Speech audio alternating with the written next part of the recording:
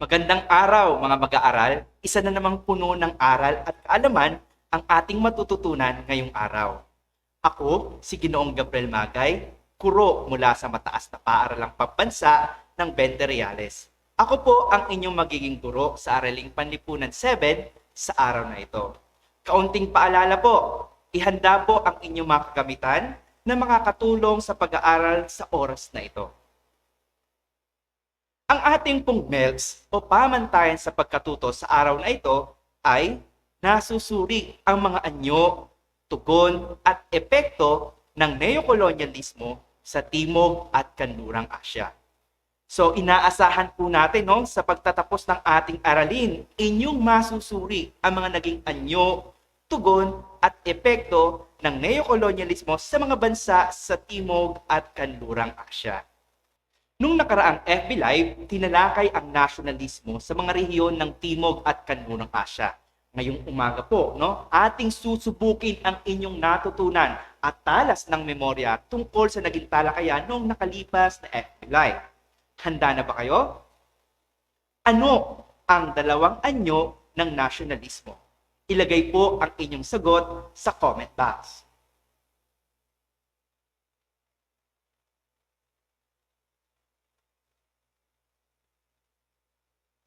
Mahusay mga mag-aaral, ang dalawang anyo ng nasyonalismo ay mapagtanggol o defensive at mapusok o aggressive na uri ng nasyonalismo.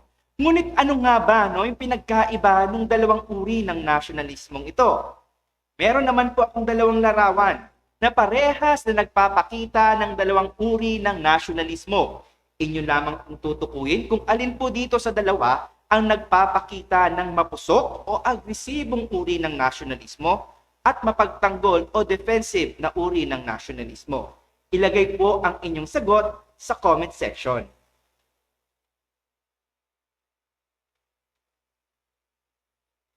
Magaling! Tunay ngang mahuhusay ang mag-aaral ng Valenzuela, So makikita natin dito sa British East India Company, ito ay nagpapakita ng mapusok o agresibong uri ng nasyonalismo. Samantalang dito naman sa Rebelyong Sepoy, ipinapakita naman dito yung defensive na uri ng nasyonalismo.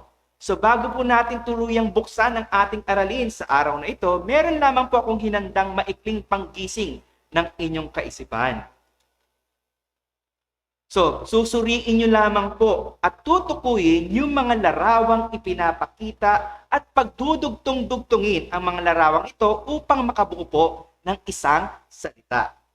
I-type nyo lamang po ang inyong sagot sa comment section. Meron po kayong 30 seconds para sagutan ito.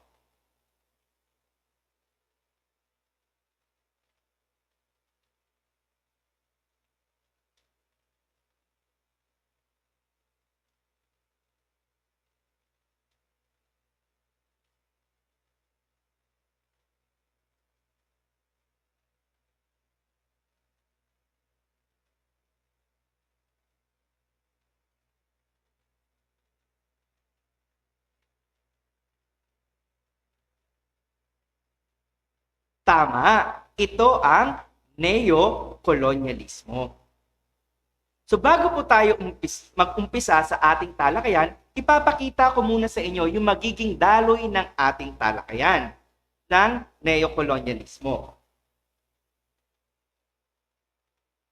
So, una po, ating bibigyang kahulugan ang konsepto ng neokolonyalismo. Ikalawa, atin naman tutukuyin po yung mga anyo ng neokolonyalismo. Ikatlo, ano naman po yung mga naging tugon ng mga bansa sa Kanluran at Timog Asya. At ipanghuli, ano naman yung naging epekto ng neokolonyalismo sa mga bansa sa Timog at Kanlurang Asya.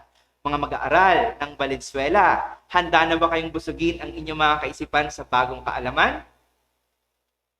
Ang neokolonyalismo, class, ito ay isang terminolohiya na lumutang matapos ang ikalawang digmaang pandaigdig. Sinasabi rito na ang neokolonyalismo ay isang makabagong uri ng pananakop kung saan ibang aspeto ang sinasakop nito. Dahil wala pong sapilitan at walang pagpipilit na nagaganap sa pagitan ng makapangyarihang bansa at dito sa mahihinang bansa. So sa madaling sabi po, ang neokolonyalismo ay neo, bago, kolonyalismo, dituwirang pananakop, neokolonyalismo, makabagong dituwirang pananakop. So meron po tayong dalawang anyo ng neokolonyalismo. Meron tayong tinatawag na dependency theory at meron din namang cultural theory. So paano po nagkaiba-iba itong dalawang anyo na ito sa isa't isa? Sa paanong paraan nasakop ng dituwirang mga bansa ang mga may hina gamit ang dalawang anyong ito? Atin pong bigyang kahulugan ang dalawang anyo ng neokolonyalismo. So, ito po, makikita nyo sa ating slide, itong dependency theory, ginagamit po ng mga dayuhang tulong o foreign aid at dayuhang utang o foreign debt na gagawa po nilang kontrolin ng mga bansang makapangyarihan o tinatawag natin ngayong first world countries ang ekonomiya at politika ng mga third world countries o yung tinatawag naman nating mga papaunlad na bansa pa lamang. Sa pamamaraan kung ito, ang mga bansang papapaunlad pa lamang ay mas lalong nalulugmok sa utang. At kadalasan tuloy, napipilitan silang sang-ayunan yung mga politikal at ekonomikal na polisiya ng mga makapangyarihang bansa.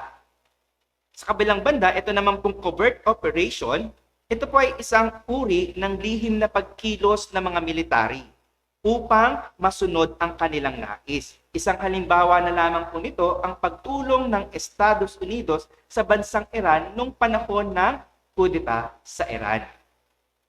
Sa kabilang banda po, ang tinatawag naman nating cultural theory o yung ikalawang anyo ng neokolonyalismo, isinasaad dito na ang mga makapangyarihang bansa naman po ay ginagamit yung edukasyon, wika, media at relihiyon sa pagkontrol sa mga mahihinang mga bansa. Halimbawa na lamang po, sa edukasyon. Dahil sa kakulangan ng pondo, napipilitan tuloy ang mga tagapamahala ng pamantasan na makipag-ugnayan sa mga kanluraning bansa na siya namang pinagmumula ng kanilang mga libro at kagamitan. So bunga nito, yung mga dayuang ahensya ang namamahala sa mga pasilidad ng universidad. Sa pamamagitan nito, nagaganap yung tinatawag nating intelektual na pananakop. So yung mga libro po na ginagamit ay laman noon yung mga kultura ng makapangyarihang bansa na nagiging sanhi ng tinatawag nating intelektual na pananakop. Ganon din po sa media, nagagawang palaganapin ng mga makapangyarihang bansa ang kanilang kultura sa pamamagitan ng media. Katulad na lamang po ng pagpapalabas ng mga Hollywood movies na ipinapakita din doon yung mga kanilang kultura, yung mga CNN, ayan, nakikita natin doon yung mga kultura din ng mga makapangyarihang bansa. So, ganun din po class sa wika at relihiyon. Ginagamit din ito ng mga makapangyarihang bansa para sakupin yung kaalaman ng mga maihinang bansa. Ngayon class, paano kaya tinanggap ng mga bansa sa Timog at Kanlurang Asya yung mga ganitong uri ng makabagong pananakop?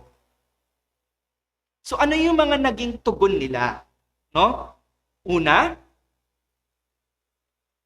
napilitang tumanggap ng tulong pinansyal upang makabangon muli ang kanilang ekonomiya na nalugmok sa digmaan.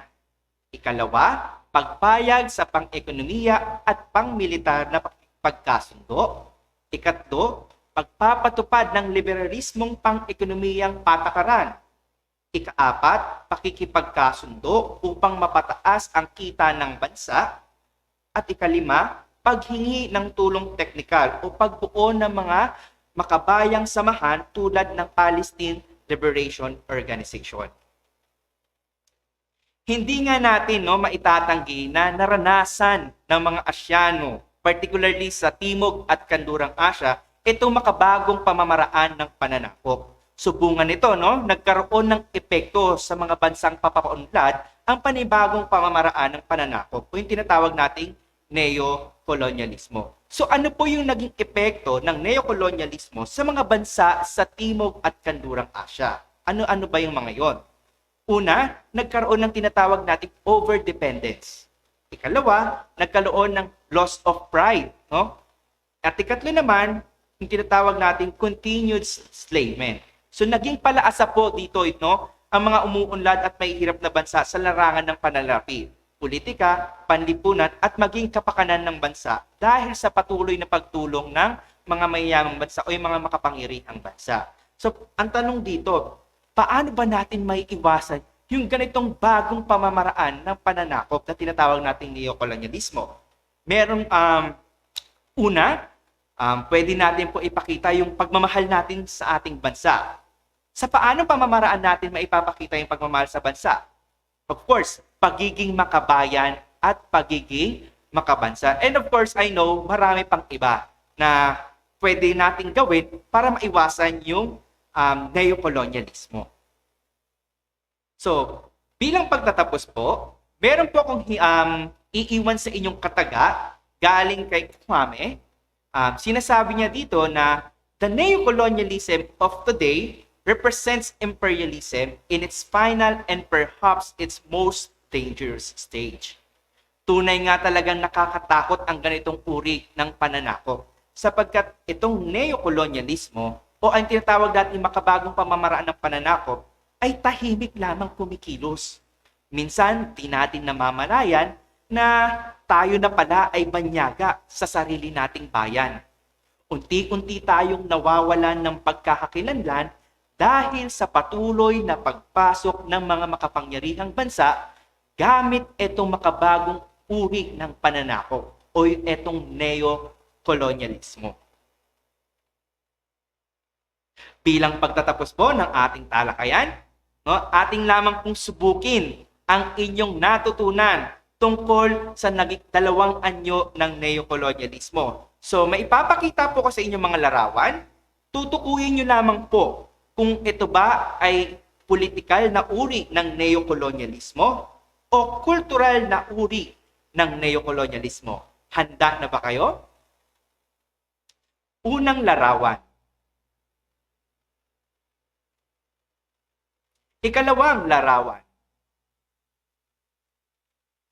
Ikatlong larawan. Ikaapat na larawan. At ikahuling larawan.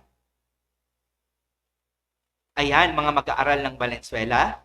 Ano ba yung naging sagot o yung mga tamang kasagutan sa mga larawang aking ipinakita?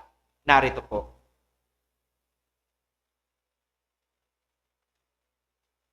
At dito na po nagtatapos ang ating talakayan sa umagang ito.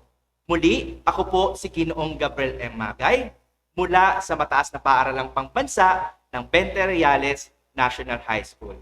Maraming salamat po.